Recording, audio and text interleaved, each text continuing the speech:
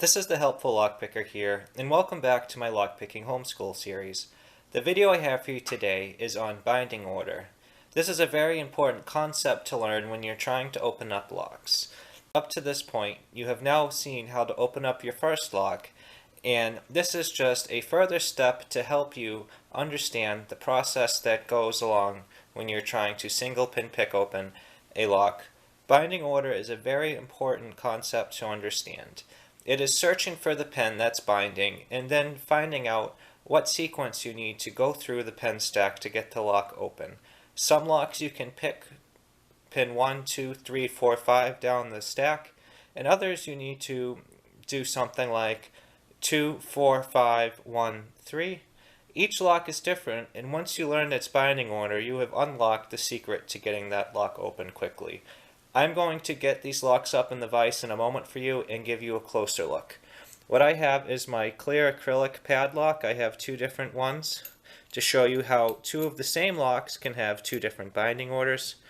And this Schlage lock, this is a little bit of a difficult keyway for someone starting out, but this is a cutaway lock, which is really great to help visualize what's going on and help beginners understand what they are feeling. I always recommend that you get a good cutaway lock in addition to a clear lock.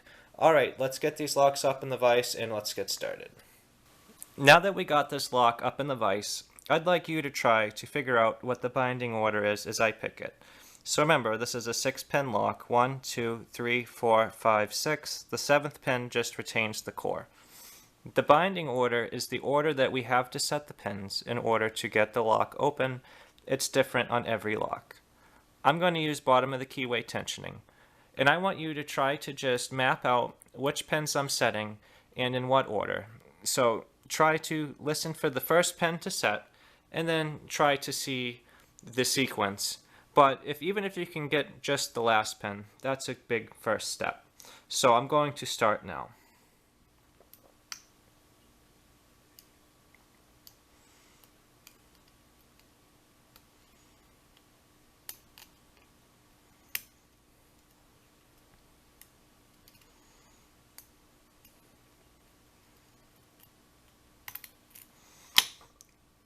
Were you able to see the last pin set? The last pin that set was pin number 4. I'm going to pick this again now. Now that you know that pin number 4 is the last to set, let's see if you can see which the first pin to set is.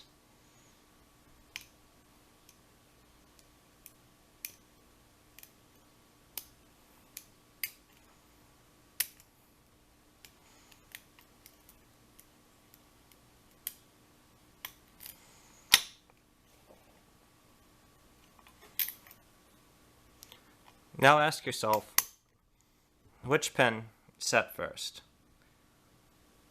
I'm going to go through this with you now and show you the binding order. I'm going to increase the tension a little bit so you can really hear it. So pin 1 is the first to set. Let's see if you can hear the click. Let me just increase the tension. Got a big click out of 1. Nothing on 2, nothing on 3. You can see nothing on 4. Now listen for 5. Click on 5. Big click on 6. Now, what pins haven't we touched yet? So far we've gotten a click out of 1, a click out of 5, a click out of 6, but nothing on 2, 3, and 4. So I'm going to skip pin 1. Nothing on 2, that still feels kind of springy. 3 feels kind of springy. 4 is really binding. Click, and we're open. Now sometimes on these cheaper locks, you do not need to set all the pins to get it open, which is unfortunate because this is a 6-pin lock, and 6 pins is a great security measure. However, this is a cheap, generic lock meant for education, and you can't expect the best quality. Now, the binding order on this lock was 1, 5, 6, and 4. I never had to touch pens 2 and 3 to get it open. Now, as an example of how an identical lock can pick differently, I'm going to load up another clear lock in the vise. Alright, we got this second lock loaded up in the vise. Let's see if you can find out what the binding order is. Just try to listen for the first and the last pen to set. And if you're up for it, let's try to see if you can get the binding order off the first pick. I'm going to start with pen 1.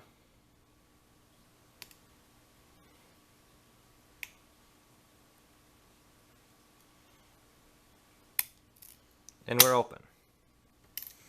Now just ask yourself, what was the first pen and the last pen to set? Let's open this lock up a couple times in a row.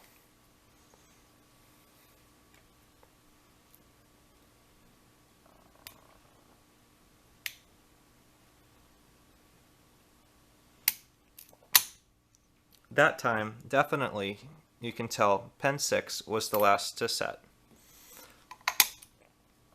Now, I'm going to walk you through this time. I'm going to increase the tension a little bit. Hopefully you can really hear it as I go. Pen 1.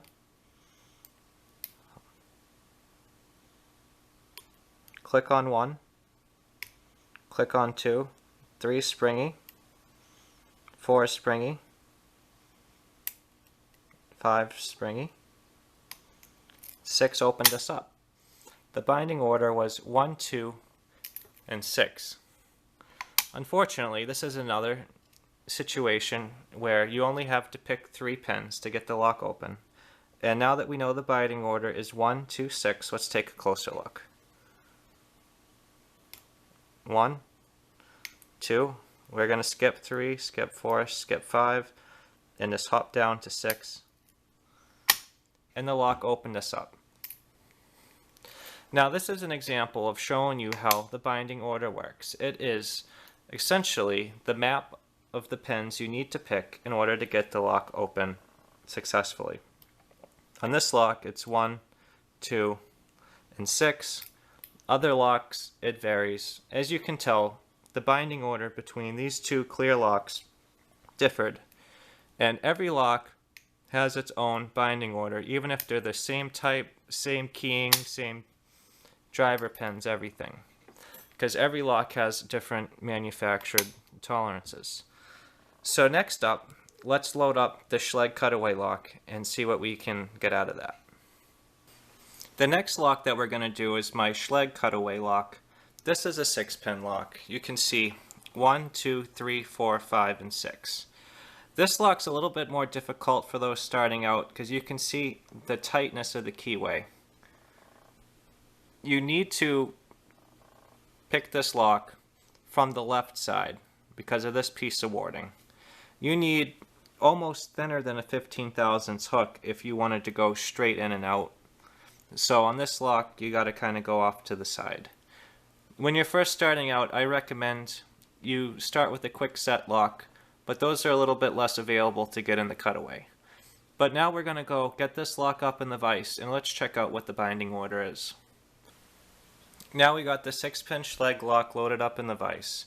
I'm going to use top of the keyway tension in 50/1000s, and I'm going to go a little bit heavier on the tension so you can really hear the feedback. This is a lock that I know that's well built, that we're going to need to pick every pin, and we'll try to find out the binding order together. It's going to use about a moderate tension, and we will do it pen by pen. So you always want to listen, and you want to look at the shear line when you have a cutaway lock, but we need to learn how to not use a cutaway lock, so you really got to do this by feel and by hearing. So let's go to pin 1. I heard a big click out of it, and now the key pin feels set. It feels kind of floppy, just like the weight of gravity holding it up.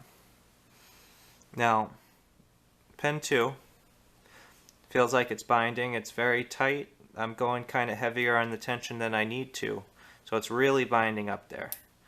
I lifted it up and I heard that shear line click, and that feels floppy and set. Now advancing back, 3 just feels springy, 4 feels springy, 5 feels like it's binding.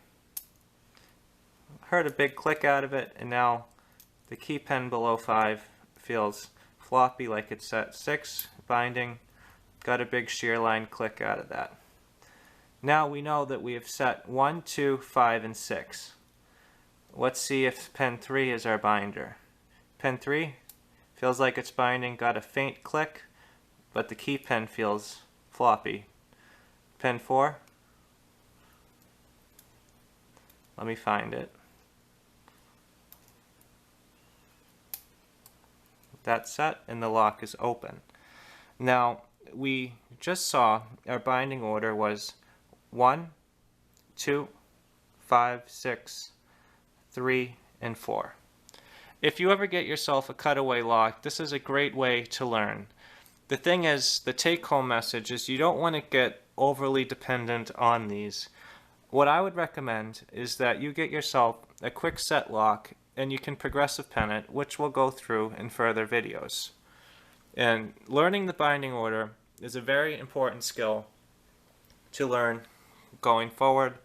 It unlocks the path to getting the lock open reliably. If you have any questions on the content that we went over today, please feel free to leave them in the comments below. If you have any suggestions for videos you'd like to see me make or anything in general, please leave them below as well. I'm always happy to hear them. If you like this video and you'd like to see more like it, please subscribe. Stay tuned for further Lockpicking Homeschool series videos coming up. Thank you guys so much for checking out this video, and I hope you all have a great day. Thank you.